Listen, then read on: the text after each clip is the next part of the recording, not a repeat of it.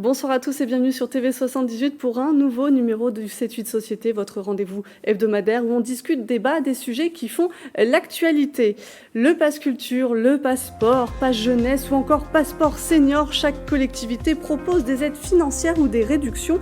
Alors à qui s'adresse-t-il? Pourquoi les communes, les départements et le gouvernement les mettent en place? On en parle avec nos invités. Béatrice Piron, bonsoir. Bonsoir. Vous êtes députée de la 3e circonscription des Yvelines et membre de la Commission des affaires culturelles et de l'éducation. Sophie Marvin, bonsoir. Bonsoir. Vous êtes adjointe au maire, déléguée aux associations, au sport, à la culture et à la jeunesse de la commune de Saint-Cyr-l'École. Et en visio, ce soir, Véronique Millot, bonsoir.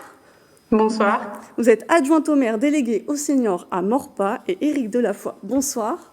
Bonsoir. Vous êtes sous-directeur culture et promotion du département des Yvelines. Alors après 2 ans d'expérimentation, le gouvernement ouvre le pass culture à tous les jeunes de 18 ans. Béatrice Piron, un pass qui offre 300 € à chaque jeune. Oui, tout à fait. Donc, c'était dans le programme présidentiel donc en 2017. Donc, il était annoncé donc 500 € pour tous les jeunes à 18 ans. Ça a été expérimenté dans divers départements depuis 2018. Et depuis cette année, donc le process a été adapté à l'expérience qui a été faite et les jeunes obtiennent donc 200 € quand ils sont adolescents et 300 € quand ils sont majeurs. Ils peuvent les dépenser sur 2 ans. Et donc, depuis cette année, tous les jeunes qui ont fait 18 ans donc, ont reçu 300 € sur leur pass culture, donc, qui est une application Internet. Et progressivement, donc, ça va être mis en place à partir de la 4e. 25 € 4e, 3e, 50 € seconde, première, terminale. C'est en expérimentation pour l'instant dans 2 collèges et lycées des Yvelines et ça sera généralisé petit à petit. Et un pass qui permet d'acheter des livres, d'aller voir des spectacles notamment. Alors, ce pass permet aux jeunes de financer quelques opérations de culture. Et donc, il est accessible quels que soient les revenus du jeune. Donc, tout le monde y a droit. Et ça peut être consacré soit à acheter des places de théâtre, des spectacles vivants, de la musique, des livres, mais également aussi de s'inscrire pour prendre des cours, des activités donc, qui sont en relation avec la culture. Par exemple, des cours de danse, des cours de théâtre, des cours de musique. Et donc, il y a de multiples façons de consommer son pass culture. Éric Delafoy, le département des Yvelines lance en 2020 le Pass Plus, un porte-monnaie virtuel de 80 € et 100 € pour les boursiers. Oui, tout à fait.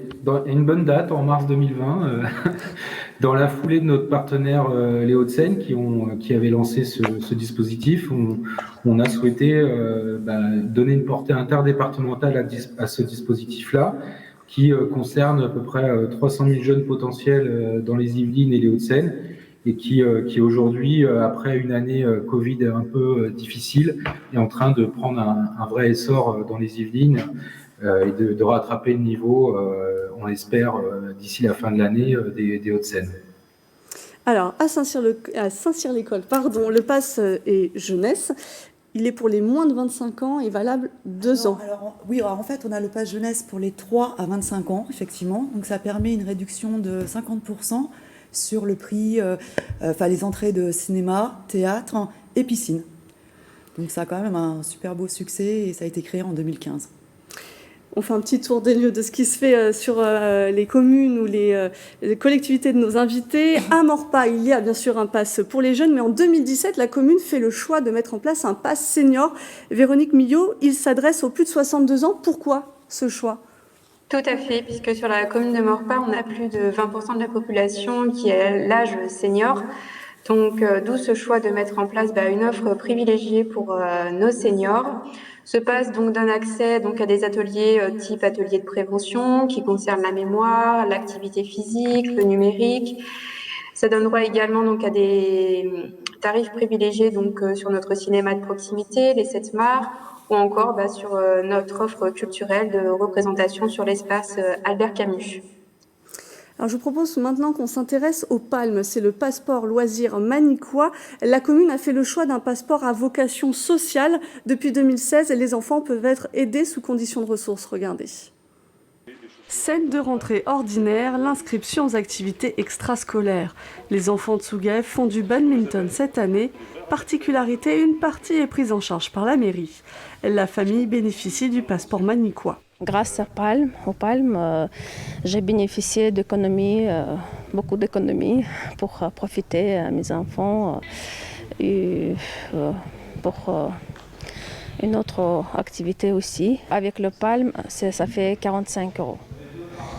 Et sans palme, c'est 3-4 fois plus. Comme j'aime le sport, surtout le badminton, je pourrais en faire plus que ce que j'en fais. Par exemple, on en fait 2 heures et je pense qu'on va faire peut-être 4 heures par semaine en club. La commune conclut des partenariats avec 21 associations en 2020. Mani Badminton accueille entre 10 et 15% de palmes. S'il n'y a pas le palme, ils ne peuvent pas venir. C'est quand vous avez 2 ou 3 enfants et que l'inscription est à 100 balles. Et encore, on est un club pas cher.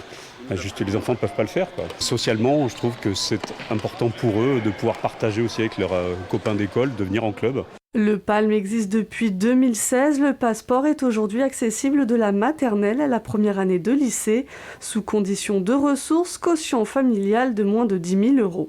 Les populations qui n'ont vraiment pas beaucoup de ressources échappent totalement aux associations et aux activités pour les enfants, etc. Donc nous avons réfléchi à tout ça. Nous avons décidé non pas de donner 40 € ou 60 € pour une inscription à une association, mais de prendre en charge l'inscription totale, à l'exception de 15 ou 30 ou 50 € ou 30 €. Alors c'est 30 et 50 maintenant, ça a changé. En 2016, 70 palmes avaient été demandées. Pour cette rentrée, ce sont plus de 300 bénéficiaires dénombrés par la mairie de Manille-les-Hameaux. Alors ce dispositif est accessible à la condition aussi de bénéficier d'une aide supplémentaire, notamment le Pass Plus, mais aussi le passeport. Béatrice Piron, ce fameux passeport, il a été créé ce mois-ci, enfin il est disponible depuis ce mois-ci, une aide de 50 € par enfant pour financer une activité sportive. Oui, donc normalement, les familles qui touchent l'allocation de rentrée scolaire ont reçu pendant le mois d'août ou début septembre un courrier qui émanait plus ou moins de la caisse d'allocation familiale qui indiquait donc les enfants qui pouvaient bénéficier de ce passeport de 50 € qui vient donc s'additionner à parfois des aides qui peuvent être au niveau de la commune ou au niveau du département, parce que l'objectif est effectivement que tous les jeunes puissent reprendre une activité sportive. Beaucoup en ont été privés pour des raisons de Covid depuis 18 mois. Il est important à la fois pour les jeunes qu'ils fassent du sport et qu'ils prennent l'habitude de faire du sport dès le plus jeune âge, mais aussi pour les associations. Donc on avait déjà remarqué l'année dernière, il y avait une baisse des inscriptions au niveau des associations. Certaines associations peuvent être en difficulté si elles passent en dessous d'un certain seuil de nombre d'adhérents. Et donc pour pouvoir relancer et remettre en avant le sport pour tous, il a été décidé d'aider les familles à inscrire les enfants. Alors le sport, c'est aussi au cœur du Pass Plus, Éric Delafoy. Est-ce que aussi, on l'a entendu, c'est des choses dont les jeunes ont pu être privés depuis cette crise? Finalement, le lancer en mars 2020 lui donne peut-être un autre regard à ce Pass Plus, une autre importance. Oui, vous avez raison.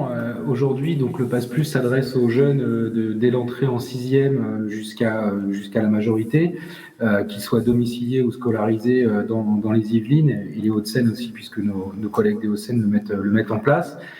C'est exactement le même constat qu'on a fait de chute d'adhérents dans les associations sportives et culturelles. Et un des objectifs majeurs du Pass Plus pour nous, c'est que les jeunes s'inscrivent dans des activités tout au long de l'année. Donc cette logique d'abonnement, c'est pour ça que cette période-là est très importante et qu'aujourd'hui, en termes de consommation de notre Pass Plus, on a une grande prédominance du sport qui est à l'origine de 80% des dépenses liées au Pass Plus chez les jeunes, avec 20% uniquement sur la culture, mais on essaye de davantage équilibrer cet état de fait, et cet équilibre passe par la communication autour de ce dispositif, puisque aujourd'hui nous avons 1200 structures affiliées et qu'on continue nos efforts de communication et de prospection pour ouvrir davantage de choix aux jeunes, pour qu'ils découvrent aussi de nouvelles activités.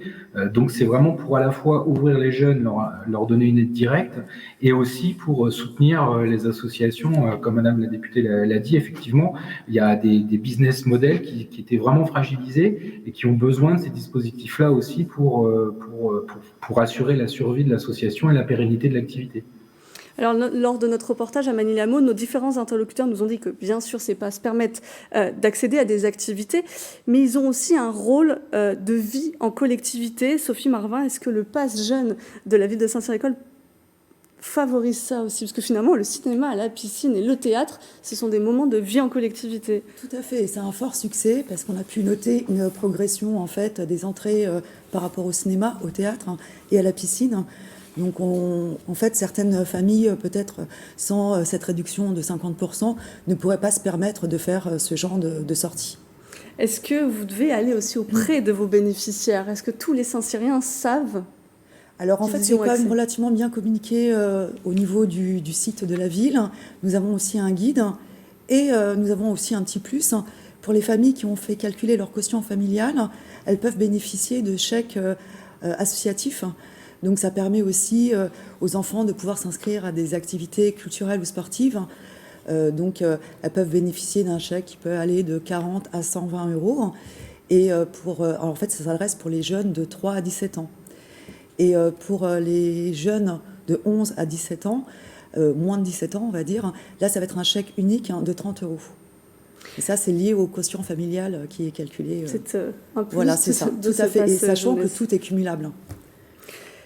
Véronique Millot, à Maurepas, quelle est la place du passeport senior? Est-ce que les Maurepasiens de plus de 62 ans en bénéficient beaucoup? Tout à fait, on a plus de 1000 seniors qui bénéficient de ce passeport. L'idée, effectivement, de le proposer à cette tranche d'âge, c'est d'éviter l'isolement, puisque une fois qu'ils adhèrent au passeport, ils reçoivent toutes les informations, les activités qui sont proposées par la ville, la plupart gratuites ou à des tarifs préférentiels. Donc c'est vraiment mis en place aussi dans le but d'éviter l'isolement, de favoriser le lien social, que les seniors se rencontrent. Il y a notamment des thés dansants. C'est dans ce support aussi qu'ils ont toutes les dates de rencontres, de grands événements, de repas. Donc vraiment dans ce but de lien social et qui trouve toute sa place dans notre ville. Les seniors, ils sont très, très attachés. Oui, c'est plus le lien social que les bénéficiaires viennent chercher. Oui, et puis des activités aussi qui leur sont vraiment dédiées et adaptées, notamment pas mal d'ateliers prévention qui sont mis en place en lien avec le PRIF, Prévention Retraite Île-de-France. Donc les seniors, c'est gratuit pour eux, et puis il y a vraiment une plus-value lorsqu'ils y participent. Là, on a des listes d'attente, c'est vraiment très, très demandé. Alors, chaque semaine, nous interrogeons nos téléspectateurs sur une question, bien sûr, en lien avec le thème de l'émission. Pour ce numéro, c'était sortie, loisirs, activités. Avez-vous souscrit à des cartes d'abonnement? On va le voir, c'est le nom qui l'emporte. Alors, je vais demander à chaque invité, celui qui souhaite répondre, est-ce que c'est parfois aussi peut-être un manque de communication, une méconnaissance pour ceux qui pourraient en bénéficier? Madame Piron. Alors, c'est difficile de communiquer, on s'efforce tous. Alors, vous jouer un rôle important dans le rôle de la communication dans les Yvelines. Et tout le monde, je pense que la mairie de Saint-Cyr-l'École ou les mairies, lors des forums des associations, ont mis des affiches, ont communiqué là-dessus sur les panneaux des villes. Donc là, on a eu quelques exemples de quelques villes, mais beaucoup de villes font, ça s'appelle parfois des bons de réduction, par exemple pour les familles nombreuses. Moi, j'ai dans ma circonscription, à Bailly, à Noisy, des possibilités d'avoir soit des forfaits en euros, soit des 20% de réduction pour les familles de plus de 3 enfants, par exemple, pour les activités sportives. On essaie de communiquer au maximum. Moi, par exemple, j'ai communiqué lors des forums des associations de ma circonscription auprès des associations, pour que les associations soient elles-mêmes informées, parce que des fois, il y a une petite démarche à faire, notamment pour les clubs sportifs, pour pouvoir se faire enregistrer, ou pour même le pass Yvelines, pour se faire enregistrer, ou le pass culture. Donc la démarche n'est pas toujours facile et simple. Il est important donc de les aider dans cette démarche, et puis qu'ils puissent dire à tout le monde, à tous les candidats, à toutes les personnes intéressées, que normalement, il ne faut pas qu'il y ait un frein financier. Si un jeune veut faire du sport ou si un jeune veut faire une activité culturelle, s'il en a très envie, il faut essayer de trouver le bon moyen pour financer au moins une partie de cette activité et éviter que les gens se réfrègnent pour des raisons financières. Monsieur Delafoy, je vous ai vu acquiescer, c'est aussi dur de communiquer. Oui, alors nous on est en pleine campagne de communication où on va sur les canaux de communication de nos cibles, parce qu'on a plutôt une cible collégien une cible jeune pour le Pass Plus, donc jeune c'est 15-18 pour nous et collégiens avant. Et on est sur Instagram en ce moment, on est sur TikTok, on essaye d'aller vers eux. Et c'est vrai que je vous donnais un chiffre de 42 000 jeunes bénéficiaires inscrits il y a 10 jours. Et là, on a fait le point ce matin, on est à 45 000. Donc on voit avec aussi tout ce travail de forum des associations on est en pleine période de recrutement. Donc on a eu un effet levier, mais il faut vraiment aller sur leur réseau et surtout au niveau des structures, ce que nous on appelle les affiliés, donc les théâtres, les associations, les clubs sportifs, de faire de l'évangélisme autour de ces dispositifs-là et parfois de se poser la question et d'essayer de leur dire la différence entre les passes, parce que eux-mêmes, côté organisme, s'y perdent parfois entre les différents passes. Donc, on a un travail de pédagogie à faire. Mais plus il y a d'organismes affiliés, plus il y a une offre disponible, donc plus il y a une demande qui peut s'identifier à une offre claire. Donc oui, ce travail de communication, on le fait au conseil départemental, à la fois dans les Yvelines et les Hauts-de-Seine, puisqu'on communique ensemble sur ce dispositif-là. Et Sophie Marvin, j'imagine que le forum des associations est fondamental pour les pages jeunesse chez vous. Mais, complètement, donc c'est vraiment un plus. Donc c'est vrai que toutes les associations sont au courant des différents aides, donc communiquent là-dessus.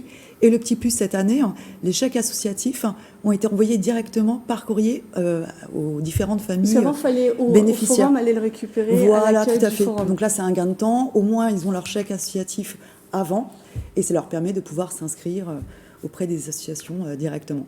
Véronique Millot, à Morpac, comment vous faites? Parce que le forum des associations, les anciens, nos seniors, ne vont pas nécessairement sur ce lieu de rendez-vous. Vous faites ça lors des repas des anciens? Comment ça se passe? Alors, on était présents cette année pour la première fois sur le forum des associations. On a eu quelques inscriptions, mais c'est vrai que voilà, on communique vis-à-vis de ce public plus sur des supports traditionnels comme le magazine municipal. Où voilà, on a également donc un fichier qui recense pas mal de seniors sur la ville. Après, c'est beaucoup aussi de bouche à oreille puisque les seniors parlent beaucoup entre eux. Donc voilà, mais en général, ouais, la communication se fait quand même relativement bien sur la ville. On a pas mal d'adhésions, comme je vous ai dit, plus de 1000, donc et c'est en augmentation constante tous les ans. Alors, sur ce pass senior, vous le disiez, ils peuvent aller à des bals dansants, ce sont beaucoup de rendez-vous, il y a même des formations à des premiers secours, de la prévention.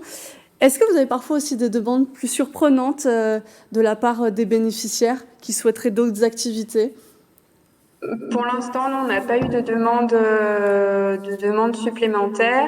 Après, on a sur notre ville ce qu'on appelle le conseil des aînés. Donc, peut-être qu'à l'occasion, effectivement, on les fera réfléchir sur d'autres activités qu'ils souhaiteraient. Il y a également ce qui fait partie du passeport senior, c'est des voyages qu'on propose organisés donc par la ville pour l'animation senior. Donc, c'est plutôt sur ce type d'activités qu'on les fait réfléchir et sur lesquelles ils peuvent s'exprimer et exprimer leurs souhaits.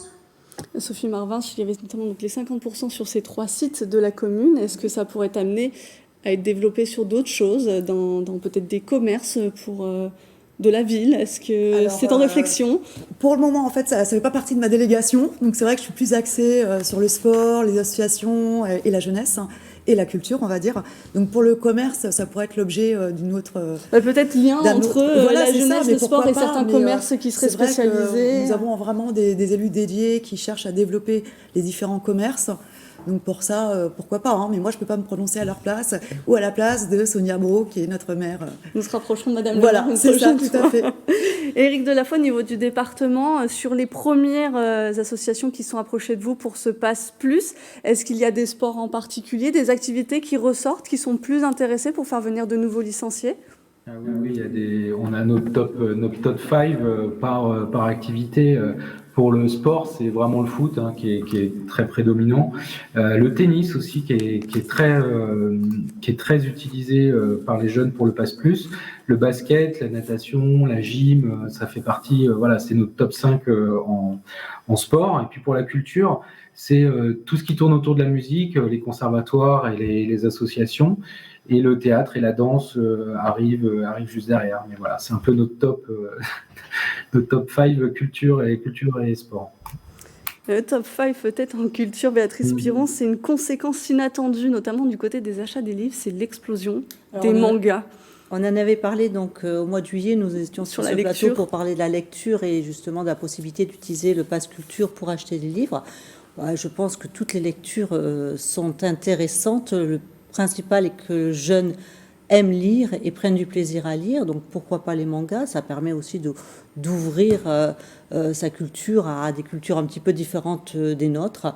Je connais un petit peu quand même le manga, surtout que j'ai vécu moi-même 4 ans au Japon, donc c'est un univers que j'aime aussi beaucoup, mais je crois que c'est bien. Et justement, pour pouvoir, on disait tout à l'heure, faire la promotion de ces passes et de ces différents moyens auprès des jeunes, je pense que l'expérimentation à partir de la 4e dans les classes, avec une partie du budget qui sera gérée en collectif avec les enseignants, donc là pour l'instant il y a deux établissements, le collège Tristan à Carrière-sous-Poissy, le lycée Monet à la Queue des Yvelines, donc où les jeunes vont être un petit peu drivés ou coachés ou accompagnés par leurs enseignants pour pouvoir dépenser donc ou s'initier à une partie de la dépense donc de leur passe culture avec leurs enseignants, et c'est quelque chose qui permet aussi de mieux communiquer parce que tous les jeunes vont à l'école, il me semble. Eh bien, je vous propose qu'on s'arrête sur ces termes, sauf si l'un des invités souhaite rajouter quelque chose. Alors, ce 7-8 Société est maintenant terminé. Merci de nous avoir suivis. On se retrouve la semaine prochaine pour parler d'un nouveau sujet de discussion. D'ici là, bien sûr, prenez soin de vous.